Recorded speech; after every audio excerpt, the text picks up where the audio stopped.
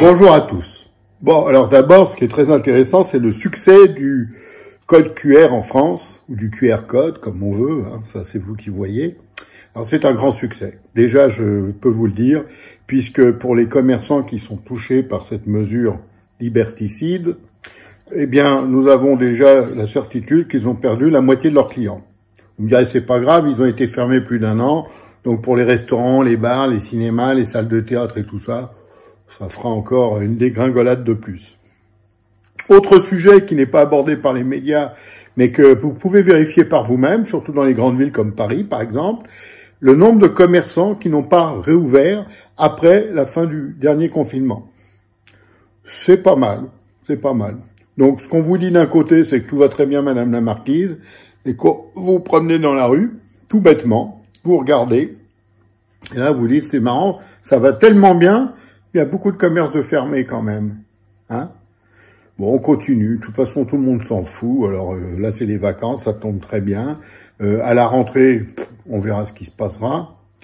Et puis, attention à ne pas dire n'importe quoi, parce que si vous parlez du virus, hein, d'une façon ou d'une autre, par exemple sur les réseaux sociaux, notamment sur le plus connu, la Facebook, là, vous êtes immédiatement censuré. Alors là, on a découvert une nouvelle censure. Oui, parce qu'il y a des gens qui vous disent « Comment vous pouvez dire qu'on est en dictature ?» Non, non, on n'est pas en dictature. On est censuré, on a la délation, on a les amendes. Non, non, tout va bien là. C'est normal dans une démocratie quand même d'être censuré, d'être dénoncé et puis de prendre des amendes. Quoi de plus normal hein, dans une bonne démocratie? Bon, alors donc on n'est pas en dictature, je ne vous dirai plus. Bien que je le pense fortement. Alors, qu'est-ce qui se passe? Eh ben, ils suppriment des textes ou des commentaires, et tenez-vous bien, alors là j'ai été éclaté quand même, ils m'ont supprimé un commentaire d'une fidèle lectrice, en disant que ce commentaire avait été vérifié par un média libre, au-dessus de toute soupçon bien sûr, etc. Et ils vont jusqu'à dire le média, et alors là je suis resté, on pourrait dire, par terre. Hein. C'était l'AFP. Alors évidemment, comme média libre, l'AFP, ça se pose là. C'est de la bonne propagande, c'est tout ce qu'on veut. C'est aussi des fake news, ils en font plein. Mais eux, ils ont le droit parce que eux, ce sont les censeurs. Il faut comprendre, il faut être d'un côté de la scène et pas de l'autre.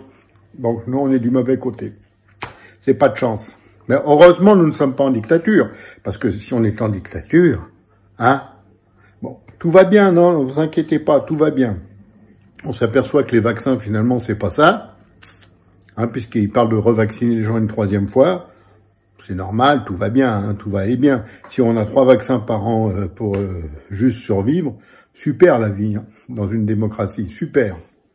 Et puis on s'aperçoit que tout continue. On a un ministre de la Justice poursuivi par la justice. Bon, il est toujours ministre, hein, ça gêne personne. On n'est pas sous la droite, là. Vous comprenez que si on était sous la droite, par exemple sous Sarkozy, sous Chirac, sous qui vous voulez, ça serait un scandale. Mais un vrai scandale. Là, c'est pas intéressant. On a d'autres ministres. Par exemple, j'ai découvert que Roselyne Bachelot, c'est ça comment qu'elle s'appelle, une grande démocrate aussi, avait fait une déclaration extraordinaire. Extraordinaire celle-là, en 2014 sur Twitter. L'avantage, c'est que ça reste. Même s'ils les enlèvent, une fois que c'est capturé, ça reste. Et elle avait parlé de Rothschild, etc., comme les bons antisémites d'ailleurs. Et elle avait fait une allusion très antisémite sur Macron. Bon, je rassure Roselyne, Macron n'est pas juif. Hein, alors elle va pouvoir travailler avec. D'ailleurs, c'est ce qu'elle fait. Voilà, on est dans un pays comme ça, je dirais c'est une république bananière, c'est un pays du tiers-monde, etc. Vous avez des villes aujourd'hui, des villes entières, hein, pas juste un quartier, des villes entières, notamment en Île-de-France, en périphérie de Marseille, de Lyon, etc., même de Bordeaux, où il n'y a plus un blanc. Bon, mais c'est pas raciste, hein, je vous rassure. Ah oui, il faudrait pas dire que c'est raciste, là, c'est pas bien, hein, c'est pas bien ça, faut pas le dire. Quand il n'y a plus un blanc, c'est normal. C'est tout à fait normal, c'est parce qu'on est toujours dans une grande démocratie. On serait en dictature, ça serait un scandale. Mais là, comme on est en démocratie, tout le monde s'en fout. Très bien, on va tourner la page sur autre chose.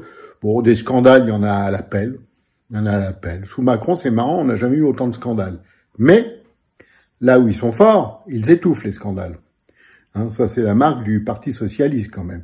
Parce que, quand on me dit, alors là, je suis plié en deux, oui, mais Macron, il fait une politique de droite. Ah bon? Ben, il faudra m'expliquer ce que c'est qu'une politique de droite, alors. Hein. J'ai pas bien compris ce concept. Macron, si vous regardez, ça aussi vous pouvez le faire, vous n'avez pas besoin qu'on vous donne les liens, vous avez par exemple sur le site de l'Élysée, vous tapez conseiller de Macron, vous avez les plus proches, vous tapez sur chaque conseiller pour voir son origine ou d'où il vient, il n'y a pas de problème, il vient du Parti Socialiste. Voilà. Vous tapez sur, par exemple, directeur de cabinet du Premier ministre ou du ministre de la Justice, ce sont deux énarques qui viennent d'où? Du Parti Socialiste, et qui sont en plus des potes à Macron. Mais c'est vrai, on n'est pas en dictature, on est dans une bonne démocratie où tout va bien. Bon, c'est sûr, on n'a pas encore l'armée dans la rue, mais à ce train-là, ça va finir comme ça.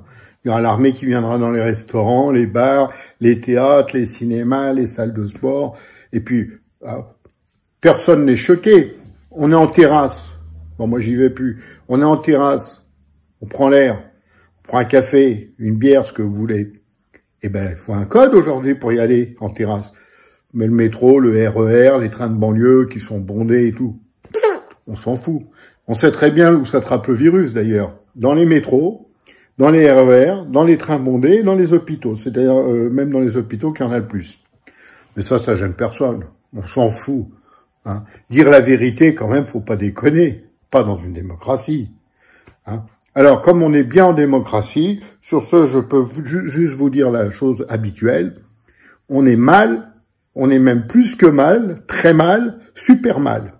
Et ça va pas s'améliorer parce que n'oubliez pas une chose, hein, avec Macron, il faudra passer à la caisse. Et là, ça va être quelque chose. Je vous parle même pas du drame afghan, où pendant des années, hein, on a maintenu tant mal que bien l'ordre là-bas, et on a tout lâché prise. Les mecs, ils sont déjà sur place. Lapidation, égorgement, etc. C'est parti, il y en a un paquet.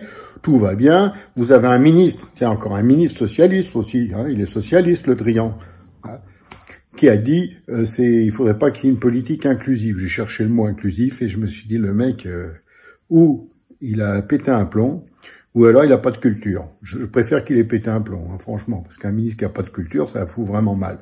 Mais ils peuvent tout dire. Ils peuvent tout faire, tout dire. Tout va bien.